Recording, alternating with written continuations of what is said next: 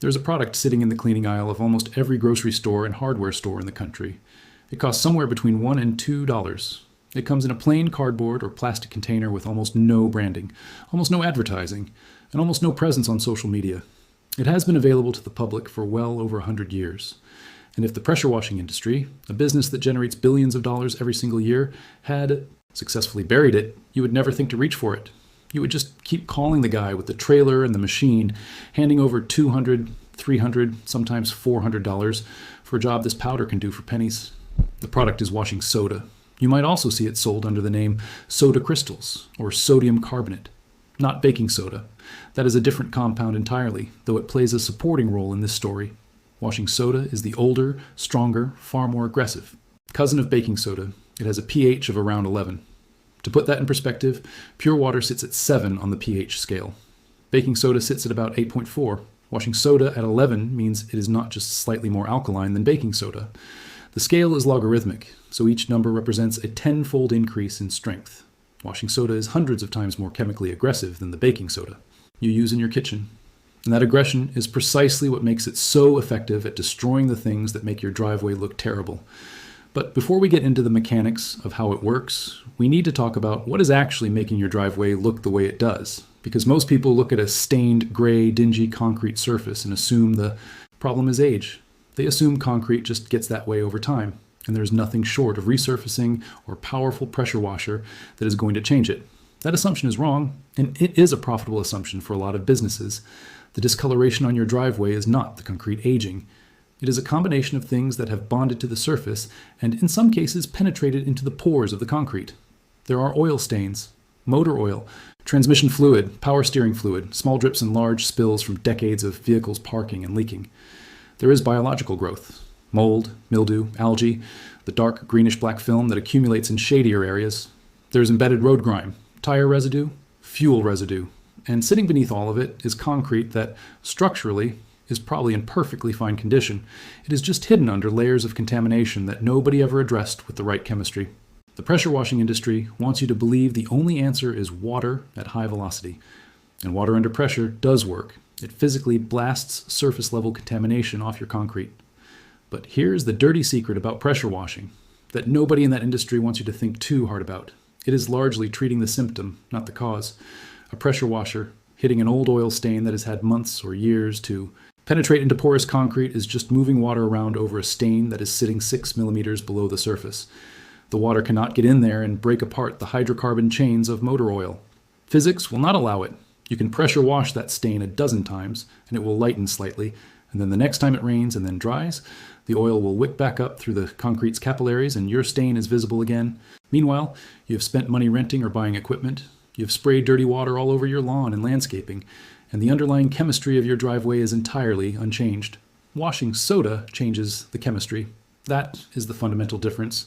When you dissolve sodium carbonate in water, you create a highly alkaline solution that chemically reacts with oils and greases rather than just trying to push them around with force. Oil and grease are acidic in nature. Alkaline cleaning agents and acidic contaminants react with each other in a process called saponification. They essentially neutralize each other, and in the process, the oil is broken down into a water-soluble form that can be rinsed away. This is the same principle behind soap. Soap is essentially an alkaline compound that has been specifically engineered to bridge the gap between water and oil, allowing the two to mix so that oil can be washed away. Washing soda is doing something very similar at a much higher pH, which means it works on far heavier contamination than regular soap can handle.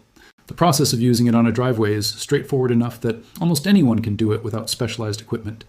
You start by sweeping the surface clear of any loose debris, leaves, dirt, grit, anything sitting on top that might interfere with contact. Then you wet the concrete surface lightly with a garden hose, not soaking it, just damp. This helps the washing soda begin to dissolve when you apply it and prevents the powder from blowing around. Then you pour or sprinkle the washing soda generously over the stained areas. For oil stains specifically, you add just enough water to turn the powder into a thick paste, the consistency of wet cement or thick oatmeal. Then you leave it. This is the step that most people who grew up being told you need a pressure washer have never been taught. You let chemistry do the work time is supposed to do. On fresh stains, you might only need 10 to 15 minutes of dwell time before you scrub. On stains that have been sitting for months or years, you let that paste sit for several hours, or even overnight. covered loosely with a piece of plastic to keep it from drying out completely. The alkaline solution is slowly penetrating the concrete, breaking down the hydrocarbon chains of the oil, pulling the contamination up and out of the pores and into the paste sitting on the surface. When the dwell time is complete, you scrub. A stiff, bristled deck brush or scrubbing broom is what you need. Nothing exotic, nothing expensive. Work in circular motions, applying real pressure. The scrubbing action is not trying to force the stain off physically. It is working the activated paste into the concrete surface and helping the saponification reaction complete. You will see the paste change color as it absorbs the oil being pulled out of the concrete. When you rinse it away, with your garden hose, the oil goes with it. For very old, very deep stains, one application may not be enough, but a second application, left overnight, will typically finish the job that the first one started. The results are not subtle. People who have done this for the first time genuinely do not believe they are looking at the same driveway they started with. For the general surface grime, the gray film, the mildew, the biological growth, the tire marks and road residue that build up across the entire driveway surface rather than in specific spots, you use a different approach. Dissolve a cup or two of wash. Ing soda in a full bucket of very hot water and scrub the entire surface systematically with a deck brush. Work in sections so the solution does not dry before you finish. Hot water matters here because it increases the rate of the chemical reaction and helps the alkaline solution penetrate more effectively. You do not need to let this sit for hours the way you do with oil stains. The dissolved solution works faster and more uniformly across the surface, and the combination of chemistry and scrubbing lifts the accumulated grime from the concrete surface. Rinse the entire area thoroughly when you're done.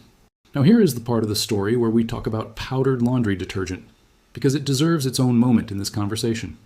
Standard powdered laundry detergent, the kind in the orange box, the blue box, the store brand box, whatever you happen to buy, contains a combination of surfactants, alkaline builders, and in biological formulas, enzymes. The enzymes are particularly interesting for outdoor cleaning because they are specifically designed to break down organic compounds at a molecular level. They were developed to destroy the protein and fat molecules in clothing stains, but those same enzymes work with remarkable effectiveness on the organic contamination that builds up on concrete driveways. Grease, oil, biological growth, food residues, all of these are organic compounds that enzymatic powders are specifically designed to attack. You apply it in exactly the same way as washing soda, directly onto wet concrete, worked into a paste with water, allowed to dwell, then scrubbed and rinsed. One experienced builder and landscaper who was asked about this approach put it simply, "A box of laundry detergent, a stiff bristled broom, and a rainy afternoon will clean a concrete driveway that other people spent hundreds of dollars on pressure washing equipment to clean." And he was not overstating it. The enzymatic and surfactant chemistry in powdered detergent is genuinely powerful when given enough contact time and a little mechanical scrubbing to work it into the surface.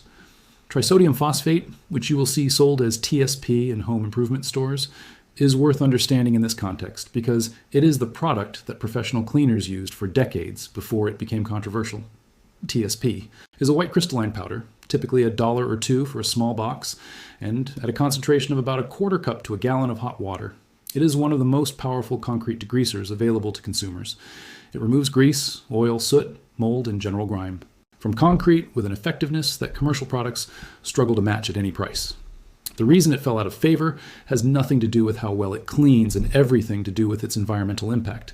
Phosphates in waterways trigger algae blooms that deplete oxygen and kill aquatic life, and a number of states and municipalities have restricted or banned TSP outright. If you live somewhere, it is still permitted. Understanding its power and its limitations is worthwhile. It should never be rinsed in ways that let it run directly into storm drains, and it is genuinely hard on nearby plants and grass. Wear gloves and eye protection because it will irritate skin and eyes. But as a targeted, controlled cleaning agent for a badly stained concrete surface that has defeated everything else, it is almost unmatched. The broader question underneath all of this is why, if these powders work this well, you have been paying someone else to clean your driveway for years. And the answer is not complicated.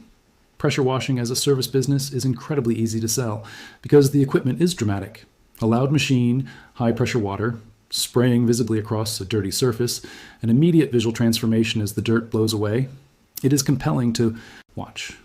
The chemistry is invisible.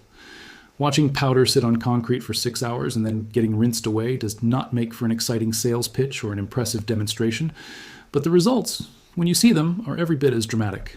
The difference is you spent $3 and some elbow grease instead of $250 on a Saturday waiting for someone else.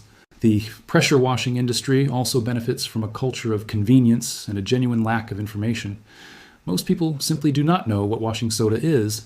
Most people have never heard of soda crystals, or considered that the same chemistry that strips old stains from laundry might also be exactly what their driveway needs.